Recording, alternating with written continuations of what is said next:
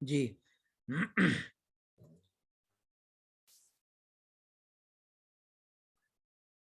تو میں یہ کہہ رہا تھا کہ وکلم اللہ موسیٰ تکلیما، یہ تعبیر بتلا رہی ہے کہ اللہ رب العالمین یا حقیقی طور پر، مجازی طور پر نہیں بلکہ حقیقی طور پر اللہ رب العالمین صفت کلام سے متصف ہے۔ یہاں پر مفعول مطلق استعمال ہونا یہ اس کو اپنی حقیقت پر بتلا رہا ہے۔ یہ تنزلاً یہ بات کہہ رہے ہیں، ورنہ اس چیز کی کوئی حقیقت نہیں ہے کہ مطلب اس چیز کو یہاں پر ذکر کیا جائے، اس لیے کہ بنیادی طور پر اتنی صریح دلیلیں اس کی موجود ہیں کہ اس کا انکار نہیں کیا جا سکتا۔ جی اب آتے ہیں، تھوڑی سی گفتگو ہم معتزلہ کے عقیدے پر کر لیتے ہیں اور اس کے بعد اس گفتگو کو سمیٹ دیں گے انشاءاللہ، پھر کل انشاءاللہ گفتگو کریں گے۔ یہ قول کہ معتزلہ کیا کہتے ہیں کہ قرآن مخلوق ہے، قرآن مخلوق ہے، یہ معتزلہ اس بات کو ذکر کرتے ہیں۔ جی قرآن مخلوق ہے، یہ عقیدہ معتزلہ کا ہے۔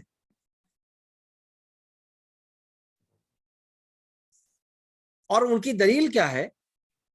وہ یہ کہتے ہیں کہ اگر صفت اس کو ثابت کریں گے تو اللہ رب العالمین کے لیے جسم ماننا لازم آئے گا، اور جسم جب کہیں گے تو پھر یہ حادث ہو جائے گا، پھر اللہ رب العالمین کو مخلوق ماننا پڑے گا اور یہ کفر ہوگا۔ تو اس طریقے سے انہوں نے اس چیز کو ذکر کیا۔ اس کا رد دو طریقے سے کیا جائے گا۔ جی سب سے پہلی بات تو یہ کہ جو جہم بن صفوان کو جس چیز کا مسئلہ آیا تھا کہ اجسام اور آراز والی جو دلیل اس نے پیش کی تھی، آراز کا اجسام میں حلول، اور اس کو ملحدین کے رد میں انہوں نے دلیل مانا تھا، یہ چیز اصولی طور پر درست نہیں ہے۔ یہ چیز نہ قرآن میں آئی ہے نہ سنت میں آئی ہے، بلکہ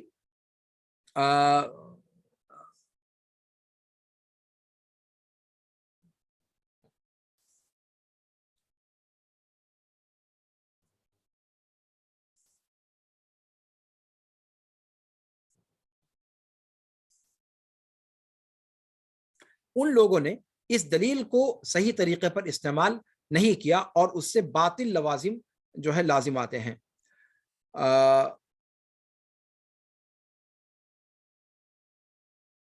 اور دوسری بات یہ کہ معتزلہ کا جو کہنا ہے وہ اس لیے درست نہیں ہے کہ اس کے لیے ان کے پاس کوئی دلیل، شرعی دلیل موجود نہیں ہے۔ جتنی بھی شرعی دلیل وہ پیش کرنے کی کوشش کرتے ہیں وہ سب کی سب فاسد ہے۔ قرآن کریم کے اندر بہت ساری بات، جیسے وکلم اللہ موسیٰ تکلیما، یہاں پر اللہ رب العالمین نے فرمایا تو وہ اس کو کہتے ہیں کہ صاحب وہ اپنے دوسرے معنی میں ہے، یہاں کہتے ہیں کہ یہ تاکید نہیں ہے بلکہ موسیٰ علیہ السلام کے احساس کا نام ہے جو انہوں نے سنا، یا پھر یہ کہ اللہ رب العالمین نے ان کو اپنی حکمت کے ناخن سے زخمی کیا وغیرہ وغیرہ، اس طریقے کی تعویل کرنے کی کوشش کرتے ہیں، جبکہ اس کی کوئی گنجائش نہیں ہے۔ اور پھر جعلہ کو خلقہ کے معنی میں لیتے ہیں، انا جعلناہ قرآنا عربیہ، جبکہ یہ چیز معلوم ہے کہ جعلہ جب دو مفعول کو چاہتا ہے تو سیرورہ کے معنی میں پر دلالت کرتا ہے، اور جب ایک مفعول کو چاہتا ہے تو خلقہ کے معنی میں ہوتا ہے۔ لیکن یہ سب دقیق مباحث ہیں، مجھے نہیں لگتا کہ ان سب چیزوں کو ذکر کرنے کی بہت زیادہ ضرورت ہے۔ اور اس کے بعد جو اشاعرہ کا قول ہے جو کہتے ہیں کہ یہ کلام نفسی ہے، کلام نفسی یہ انہوں نے اختیار کیا معتزلہ کے قول پر رد کرنے کے لیے، تاکہ خلق قرآن کے عقیدے سے اپنے آپ کو بچا سکیں۔ تو انہوں نے معتزلہ کے اور اہل حدیث سلف کے قول کے درمیان ایک قول اختیار کیا، تو نہ معتزلہ کی طرح سے کلام کی صفت کا انکار کیا اور نہ سلف کے طریقے پر حروف اور الفاظ اور مسموع کلام کا اقرار کیا۔ انہوں نے بیچ کی راہ نکالنے کی کوشش کی اور کلام نفسی کا عقیدہ لے کر کے آئے، اور یہ عقیدہ مکمل طور پر باطل ہے جیسا کہ قرآن کی دلیل سے بتلایا گیا۔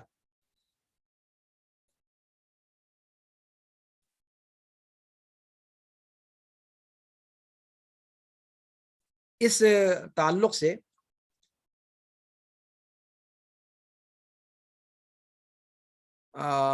اس کے مباحث بہت زیادہ ہیں کلام کے، لیکن مجھے نہیں لگتا کہ مزید جو ہے اس سلسلے میں ذکر کرنے کی ضرورت ہے۔ فی الحال میں سمجھتا ہوں کہ یہ چیز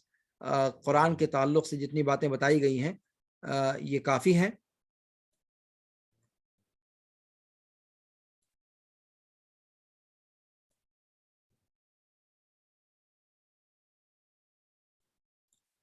یہاں پر ایک چیز اور ذکر کر کے اپنی گفتگو میں ختم کروں گا کہ معتزلہ کا اور جہمیہ کا تذکرہ، یا پھر ایسا کرتے ہیں کہ اس کو انشاءاللہ کل کے درس تک کے لیے ملتوی کر دیتا ہوں، اس لیے کہ آج وقت بھی زیادہ ہو گیا ہے، اور مجھے لگتا ہے کہ چونکہ یہ مسئلہ تھوڑا سا آپ لوگ معاف کیجیے گا، مسئلہ ہے ہی طویل الذیول، اسی لیے جو ہے اس میں تھوڑا سا ہم صبر کے ساتھ کام لیں، اور کل بھی اس مسئلے سے متعلق کچھ جو اور ضروری چیزیں رہ گئی ہیں اس کو مکمل کر کے اور پھر اس کے بعد ہم آگے انشاءاللہ بڑھیں گے۔ جو باتیں آج ذکر کی گئی ہیں، اللہ رب العالمین سے دعا ہے کہ اللہ تعالیٰ انہیں ہمیں سمجھنے کی توفیق عطا فرمائے، اور اللہ رب العالمین صفت کلام کے حوالے سے جو باطل عقائد ہیں ان سے ہم سب کو محفوظ رکھے، اور جو صحیح عقیدہ ہے، جو سلف کا عقیدہ ہے، اس عقیدے کو اختیار کرنے کی اللہ رب العالمین توفیق مرحمت فرمائے،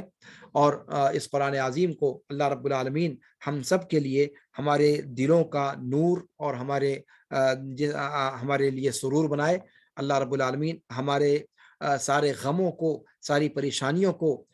دور کرنے کا سبب بنا دے اس قرآن عظیم کو، اور اللہ رب العالمین اس سے ہدایت اختیار کرنے کی توفیق عنایت فرمائے، اور اس کے بارے میں جو سلف کا عقیدہ ہے اس سے انحراف سے اللہ رب العالمین محفوظ رکھے، اور اللہ رب العالمین ہمیں توفیق دے کہ سلف کے عقیدے کو مکمل طور پر اپنے گرہ سے باندھ لیں، اور اسی کے مطابق ہم قرآن کے بارے میں عقیدہ رکھیں، اور یہ عقیدہ رکھیں کہ یہ اللہ کا کلام ہے، اللہ رب العالمین کی صفت ہے، اور جس طریقے سے اللہ رب العالمین کی بقیہ صفات مخلوق نہیں ہے بلکہ اللہ رب العالمین کی صفت ہے، اللہ رب العالمین کے ذات کے ساتھ جو صفات لازم ہوتی ہیں وہ صفات ہیں، اور اللہ رب العالمین اس کے ذریعے سے کلام کرتا ہے، اللہ رب العالمین اس کے ذریعے سے گویا ہوتا ہے، اور اس کے ذریعے سے قیامت کے دن بھی اللہ رب العالمین گویا ہوگا۔ اور اس کے تحت کچھ چیزیں اور ہیں جو امام طحاوی نے کہی ہیں کہ جس نے یہ گمان کیا کہ یہ بشر کا کلام ہے اس نے کفر کیا، اس کے بارے میں انشاءاللہ تفصیل کل کے درس میں بیان کی جائیں گی۔ ھذا وصلی اللہ وسلم علی نبینا محمد وعلی آلہ وصحبہ اجمعین، والسلام علیکم ورحمۃ اللہ تعالی وبرکاتہ۔ سبحانک اللہم وبحمدک، اشہد ان لا الہ الا انت، استغفرک واتوب الیک۔ اور چونکہ وقت زیادہ ہو چکا ہے اس لیے میں مناسب تو نہیں سمجھتا، لیکن اگر کوئی سوال ہے تو سوال کرنے کی گنجائش ہے اب، اور آپ سوال کر سکتے ہیں۔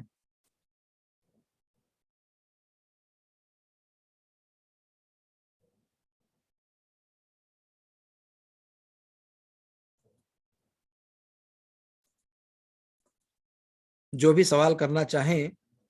وہ اپنا انمیوٹ کر کے سوال کر سکتے ہیں۔ اسی طریقے سے ٹیلی گرام پر اگر کوئی سوال کرنا چاہیں تو وہ بھی سوال کر سکتے ہیں۔